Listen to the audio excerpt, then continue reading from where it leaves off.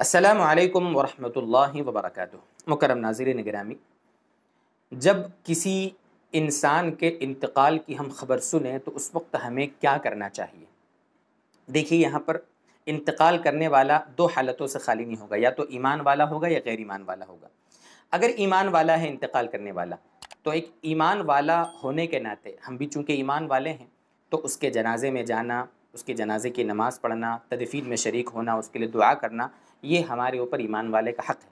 لیکن دنیا میں ظاہر سی بات ہے بہت سارے مسلمان ہیں، ہر ایک کی جنازے کی نماز میں ہم نہیں جا سکتے، تو ایسی صورت میں کم سے کم اتنا تو ہم کر سکتے ہیں کہ اگر کسی کے انتقال کی خبر سنیں تو انا للہ و انا الیہ راجعون پڑھ دیں، اور اس کے بعد کم سے کم 3 مرتبہ سورہ اخلاص پڑھ کر جس کا انتقال ہوا ہے اس کو بخش دیں، اس کا ثواب۔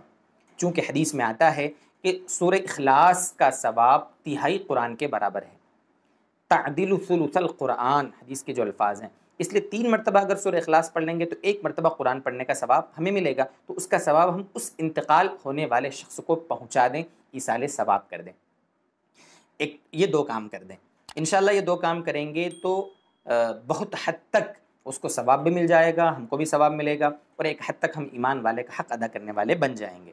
اور اگر کسی غیر ایمان والے کے انتقال کی ہم خبر سنیں تو اس وقت اپنی موت کو یاد کر کے انا للہ و انا الیہ راجعون پڑھ سکتے ہیں، کوئی حرج نہیں ہے۔